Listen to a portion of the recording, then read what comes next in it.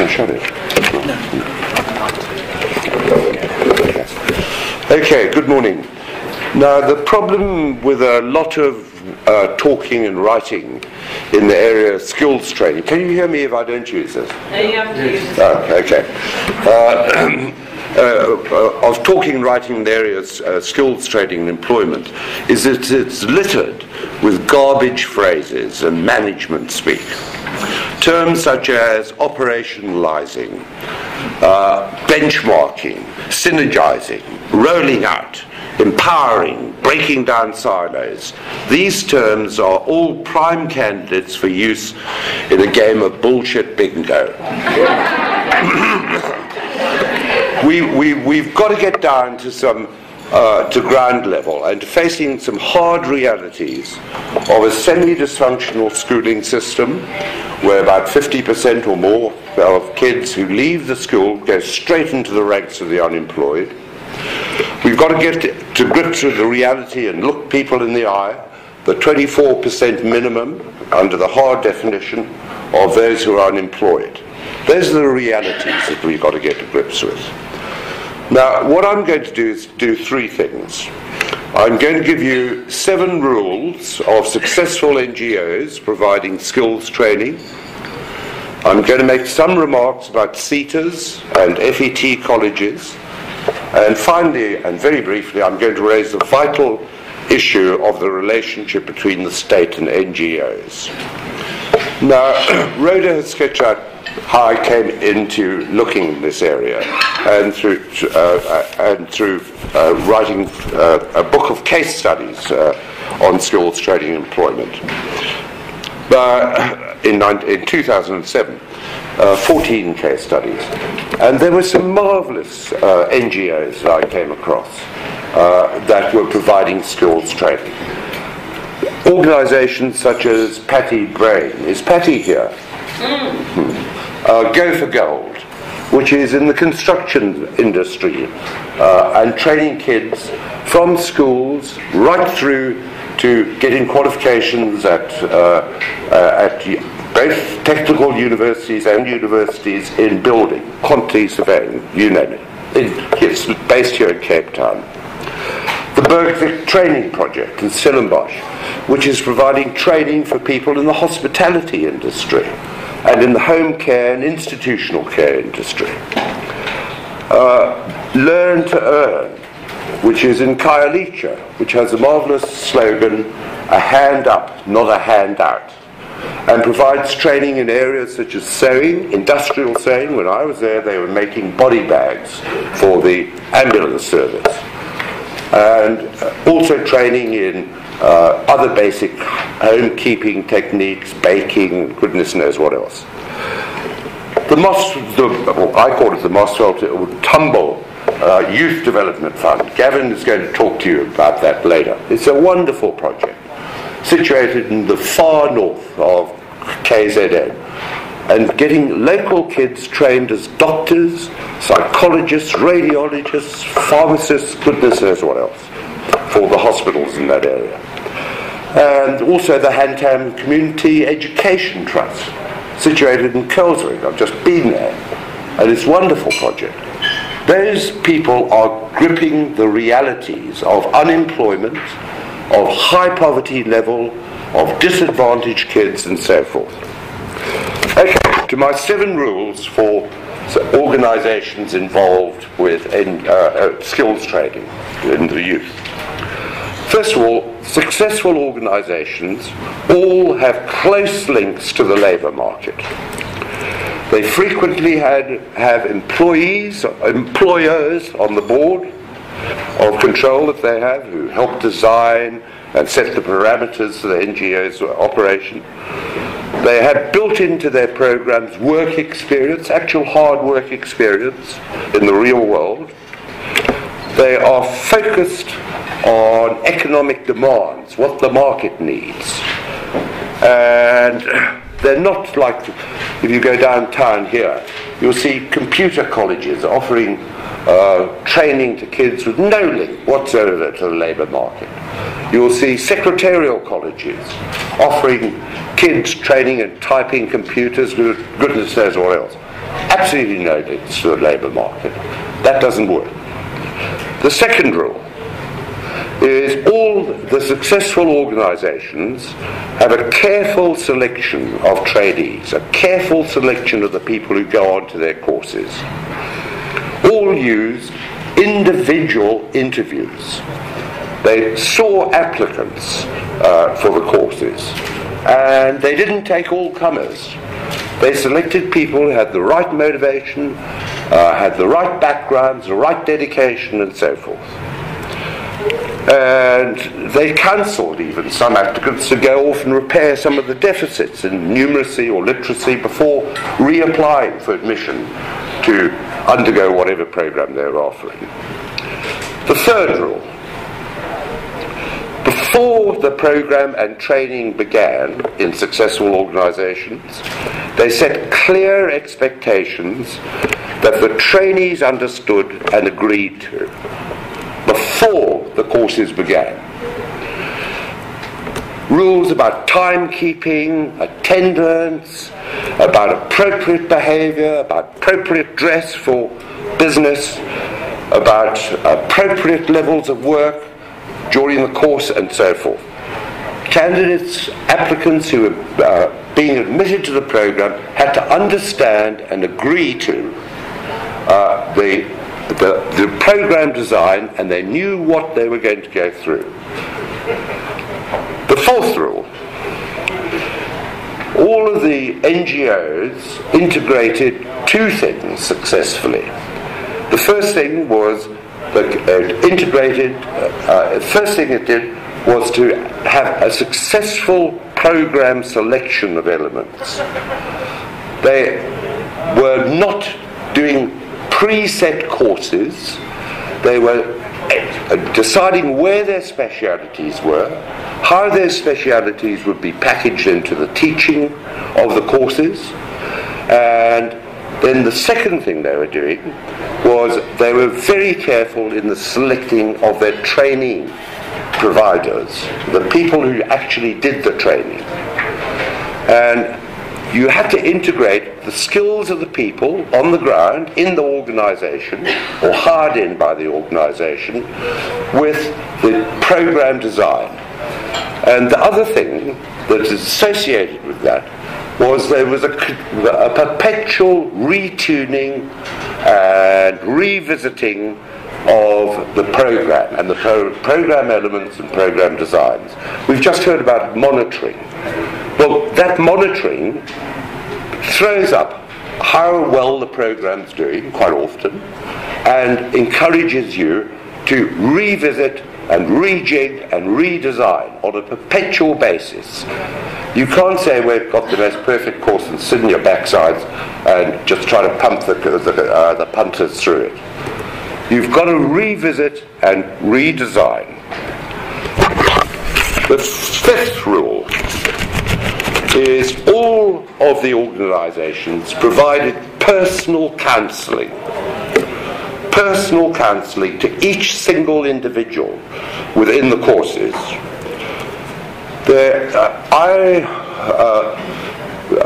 I looked at Go for Gold, and Patty Brains, who's a wonderful person. Patty, stand up. Where are you, Patty? I can't see you. Oh, there you are.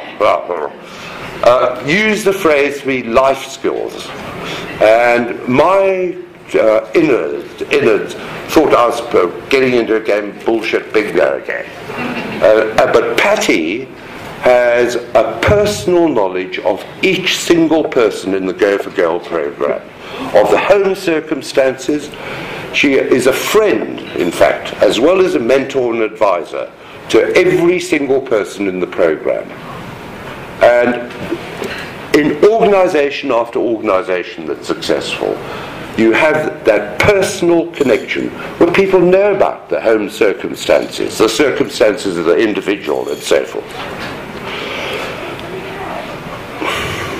The sixth rule is all of the successful organisations in skills training created pathways to employment, and they perpetually had their eye on what the people undergoing the training would ultimately do, how they would get into the labour market, how they know about it.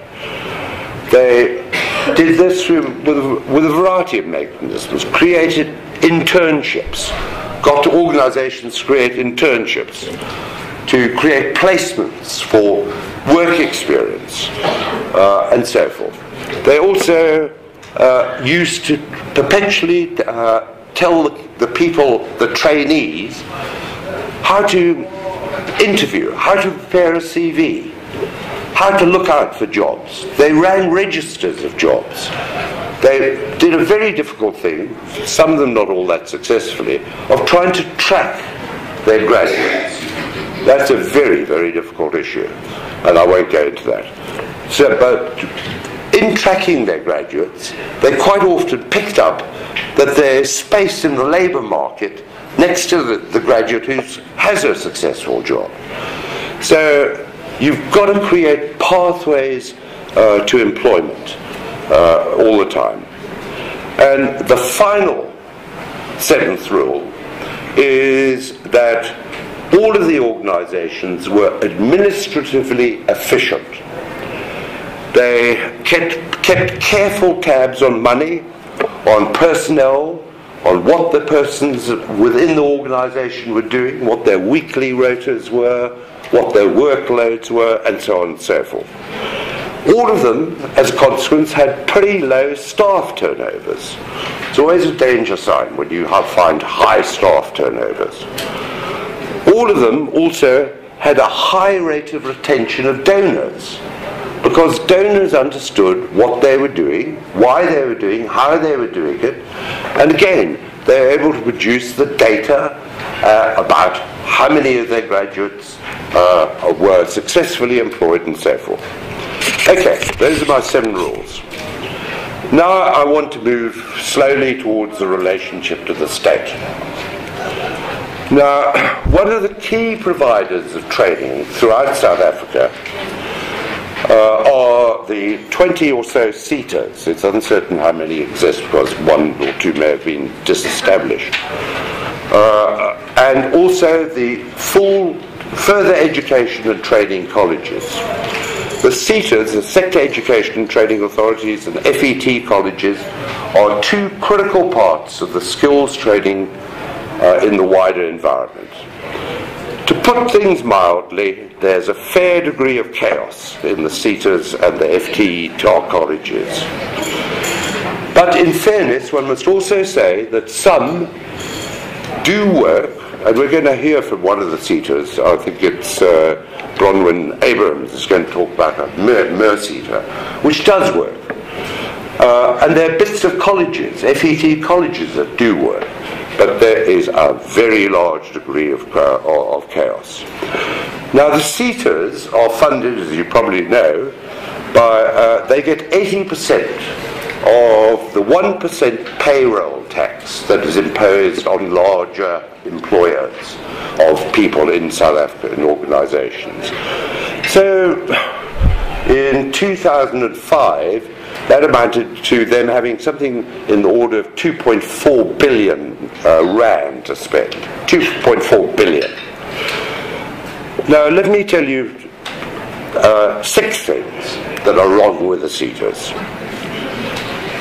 They are enmeshed in a badly functioning bureaucratic framework.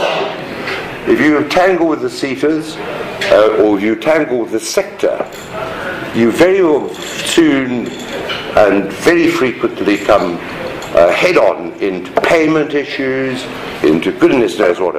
And again, to refer to Patty, she was pretty well almost had her organisation sunk by the construction industry SETA, who suddenly withdrew support after many years. It was unforgivable that they did that. Secondly, a key characteristic of SETAships is that they do provide learnerships for people, and they're paid learnerships. But the flip side of that coin is that there is a very high dropout rate of learners. 5 years back, 90% of all learners dropped out of the learnership programs. How about that for wasting money? 90%. Thirdly, the SETAs are characterized by generally poor management, to appalling management. They have rising administrative costs. They have often poor selection of courses and service providers, and they offer some crazy things, like the construction industry SETA. It offers short courses of 12 days duration. Now, you tell me that you could teach someone electrical construction skills in 12 days. It's a waste of money. Thirdly, they are characterized by, fourthly, they are characterized by poor financial controls. To revert to the SETA, the construction industry SETA, 1 year it overspent its budget by a mere 600%. 600%. And currently, the Minister of Higher Education and Training, Blade Nzimande, is in the process of putting that SETA under administrative management. It's just is not pulling to. And the building industry, in fairness, are up in arms about sections of the building industry about that SETA. Oh, and talking of poor financial controls, what about this? In 2007, the transport SETA was revealed to have invested 246 million rand in the Fidentia Group, which is in liquidation, and its CEO is I think, currently on trial on fraud charges. Now, how come that a SETA can invest 246 million rand of not its own money into a crooked company? It's outrageous. Fifthly, the other problem with SETAs is that small employers of labour, 50, 20, 10 people, find it very hard to make progress with all the paperwork that is needed to access training funds for the people they're employing. Now, that is, again, straight crazy, because quite often it is a small employers who are going to build up and generate more and more employment. And so I just don't understand why there are those barriers. And then my sixth and final criticism of the SETAs is that there is no real systematic study that has been done, none, systematic, of the output of SETAs. There's lots of studies of how SETAs are operating internally, how their programs are put together, but an assessment of the unit cost output and the efficacy of the training of the learners, and how it fits into employment has not already been done. Now, Brian Forbes is tomorrow going to be talking about this next thing. So I'm going to be very brief indeed. There is a new national skills development model. It's Model 3, I don't quite know how you refer to it. And the National Skills Development model interrelates very, very heavily with the SETA models and with how SETAs function. And there was a very good article, which many of you I'm sure saw, in the last Mail and Guardian, on Skills Plan put SETAs in hot seat. It describes what the National Skills Development Programme is about and its goals, and there's every hope that if the goals are properly followed, that is going to have a considerable impact on SETAs. Time will tell. There is an issue that rumbles around and is obliquely referred to in the National Skills Development thing. And that is the relationship of the state to small community organizations setting up, to getting small businesses on the go and so forth. It seems to be somewhat fudged over, but we will hear from Brian, I would imagine, on that tomorrow. But my view is that the jury is still out on whether the CETA system as a whole, which is not cheap, is worth preserving. Is it worth reforming? I don't know. And I don't think a definitive thing can be said because of the previous thing that I said, that there are good parts to the CETA system. Now, very briefly, as my time's running out, the FET colleges. In 1988, the Further Education and Training Act resulted in 50 FET colleges being formed from the merger of 152 technical colleges. That's the origin of the FET. So there are 50 FET colleges. 75% of all students in FET colleges are African.